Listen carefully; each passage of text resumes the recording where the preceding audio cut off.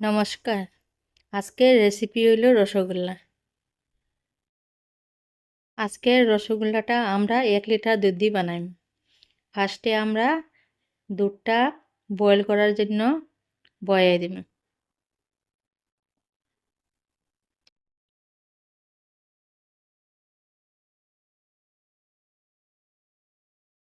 দুধটা বয়েল হয়ে গেছে, তখন আমরা 2 চামচ ভিনিগারের মধ্যে 2 চামচ জল মিশাইয়া একটু একটু কইরা দিমু আর দুধটা নাড়াইতে থাকমু। আমরা দুধের ছানাটা হয়ে গেছে।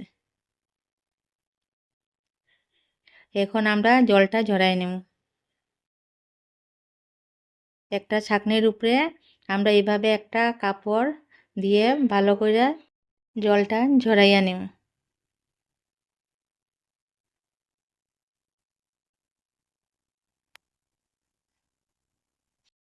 এখন আমরা অল্প নর্মাল জল দিয়ে ভালো করে এটা ধুই দিমু, যাতে ভিনিগারের ভিনিগারের টক ভাবটা না থাকে।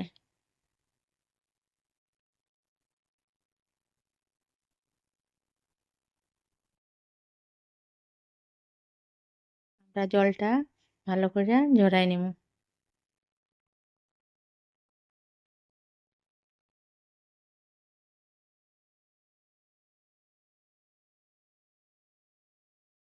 এখন আমরা একটা থালাত এইভাবে ছানাটা নিয়া হাত দিয়ে ভালো কইরা মাইখা নিমু, যাতে জিনিসটা সফট হয়ে যায়।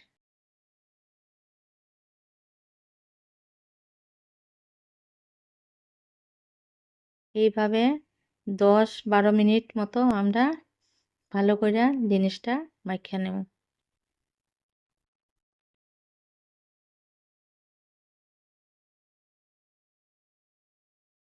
আমরা ছানাটা সফট হয়ে গেছে, এখন আমরা 1 চামচ ময়দা মিক্সড কইরা আবার ভালো কইরা মাখবো।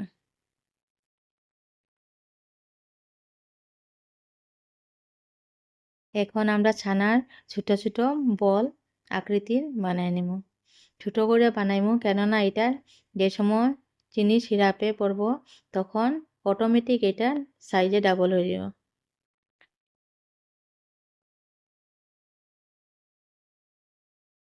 এখন আমরা একটা কড়াইতে 1 কাপ চিনি আর 5 কাপ জল দিয়ে দেব।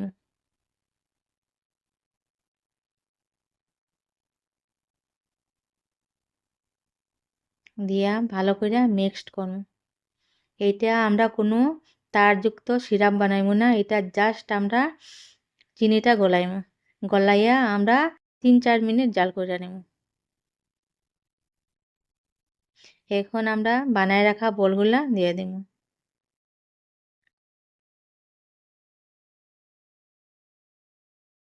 এখন আমরা হাই ফ্লেমে 10 মিনিট এটা রান্না করব।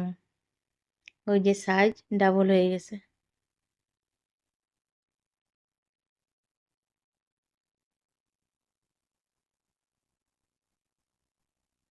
এখন আমরা লো ফ্লেমে আবার 7-8 মিনিট আবার এটা রান্না করব। আমরা রসগোল্লা রেডি হয়ে গেছে। আপনারা যদি রেসিপিটা ভালো লাগে থাকে তবে লাইক, শেয়ার এন্ড সাবস্ক্রাইব করার অনুরোধ রইল। আমরা এখন রসগোল্লাগুলা 1 ঘন্টা লাগে আমরা চিনি সিরাপে রাখে দিম। Thank you.